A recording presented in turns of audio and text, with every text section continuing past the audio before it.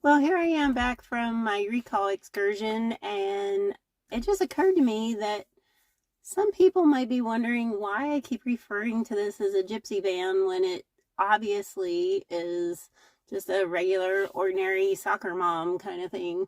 But there's a reason for it.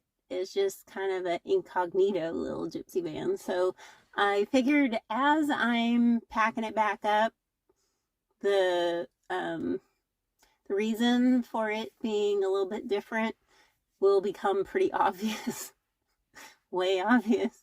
So I'm gonna show you what that is. Stick around. Before you is a very, very rare sight indeed. The empty back of my gypsy van. Even most people who know me super, super well have never seen this sight. And probably won't unless they watch this video. But I had to empty the back of my van so they could access the parts they needed to access in order to install new motors for the automatic doors. So both the middle section and the back section had to be totally cleared out. And I thought, what better way for you to see what makes this van unique than to see me pack it back up with all the camping stuff. This is Chat Cat, and he thinks he's going to be helpful. He showed up one day in the bed of my truck and lived there for a couple days. Decided that he was going to stick around. So here he is. He always thinks he's starving to death. But he's going to get out of there, and I'm going to get to work. Come here, Chat.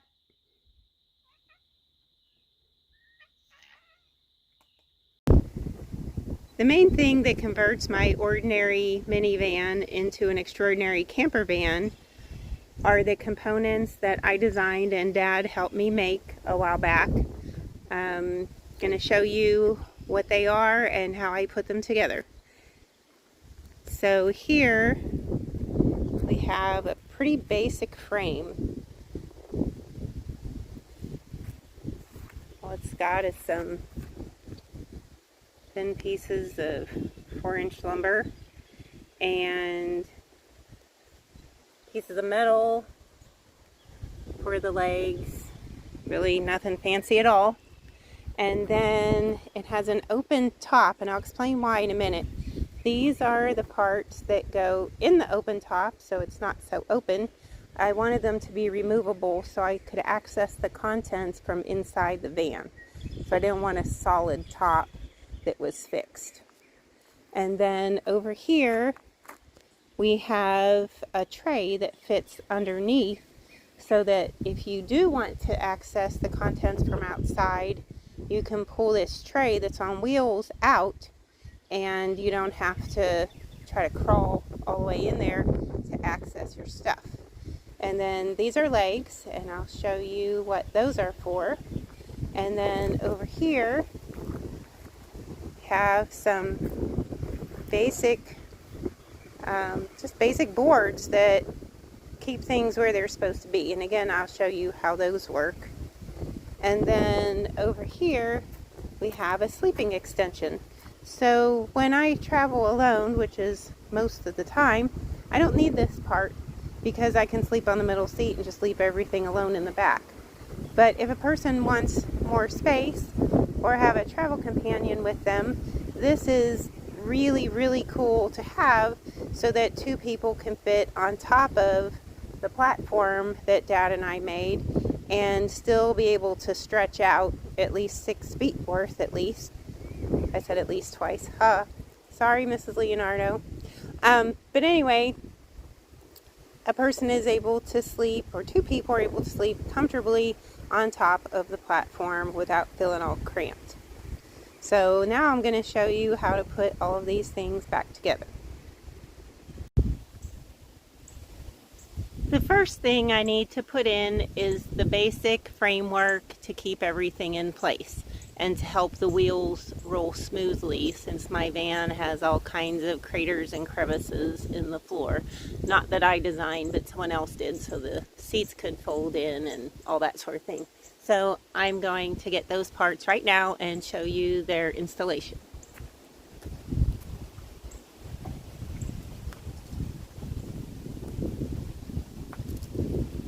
So I have 3 boards here. I have these 1x8s, which I'm going to just set on the side. And then I have this 2x4 and 3x2 that are put together like so. And they're going to go in front of these 2 boards so that things don't slide forward. Or at least it's more difficult for things to slide forward.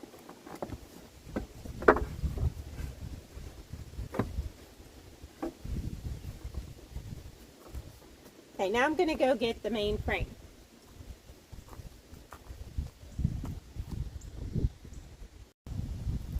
Here we have the main frame that I showed you a little bit ago. It is easy enough for one average human to put inside a van all by herself.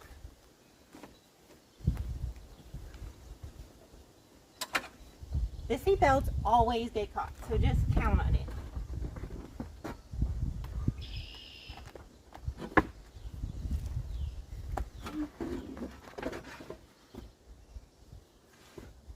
I need to go up front and move a couple things around. This is how the components I just showed you how to install look when they are installed correctly. These 1x8s are the runner boards for the wheels so they don't get caught in the crevices. But if you don't have this section installed, the runner boards like to try to shift if there's not a lot of weight on the rolling tray. So I designed this, and it's not really firmly attached to anything, but the weight of the contents on the upper part of the rack tend to hold it in place so you don't have the shifting issue. So now I'm going to show you how to install the parts that go on the top and how they allow you to access the contents from the inside. The top of the insert is made of 2 sheets of 1/4-inch plywood. You could use thicker, but I didn't really have the need to, and why add all that weight if not necessary. I used 2 sheets instead of 1 so that you could only remove half of the lid if you wanted to. So I tend to keep my camping gear on one side and my sporting gear, my personal gear on the other side. So if I know where something is that I need from inside the van at night or in the rain, or if I just don't want to exit the van, I can remove the section that what I'm trying to get is under.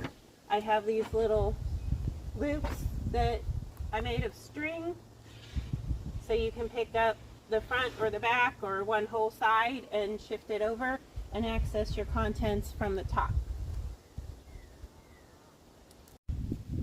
I wanted to show you how the bottom of the tray is constructed. I chose to use 3 wheels on each side. I wanted one in the middle on each side to provide some extra support in case I had some pretty heavy stuff on there. And then I just used the extra sheets of plywood that I cut when I was making the tops. So I put a piece of extra 1x4 reinforcement in the middle, just trying to use what I already had instead of trying something else. And then these are PVC ends, and they are useful for attaching the legs. If you pull the tray out very far, you might want a little extra support so you don't have to stand there and hold it the whole time by yourself. So that's what those are for.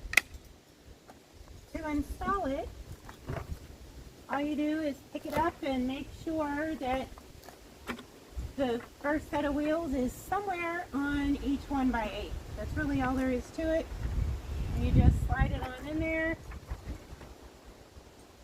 put your stuff on there, and then if you want to access it, you can either do it from the inside like I showed you before, you can go around in the middle and put the seats forward and try to get it that way.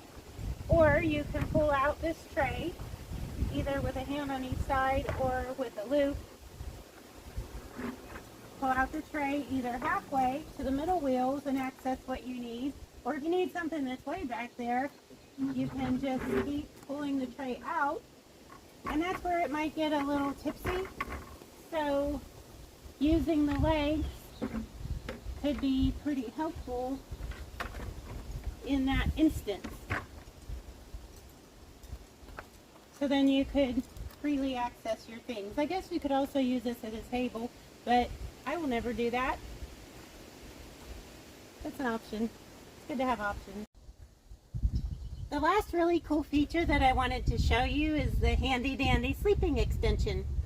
It is made of a 2x3 that has an L bracket on each side, and I used a shoelace. You could use a bungee cord, I guess, or just some rope, but my van has these little clips up by this grip thing, but it has two little clips, and I just made a loop so that can be suspended on that side.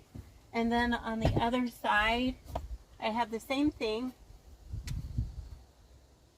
And so I can hook it over that clip.